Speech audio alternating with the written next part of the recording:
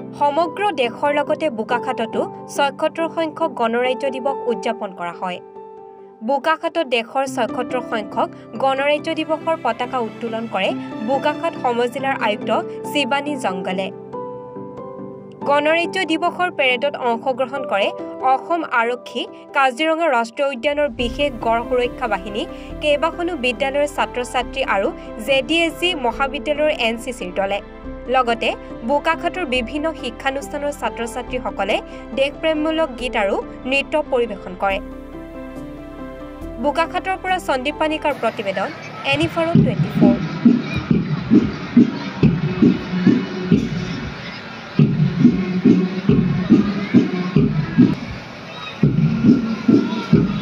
বোকাখাত সমজিলা আয়ুক্ত মহোদয়াই আজিৰ এই অভিবাদন গ্ৰহণ কাৰ্যসূচী অংশগ্ৰহণ কৰিছে। আমি সমূহ হাত চাপৰিৰে তেখেতক অভিবাদন জনাবৰ বাবে অনুৰোধ জনাইছোঁ।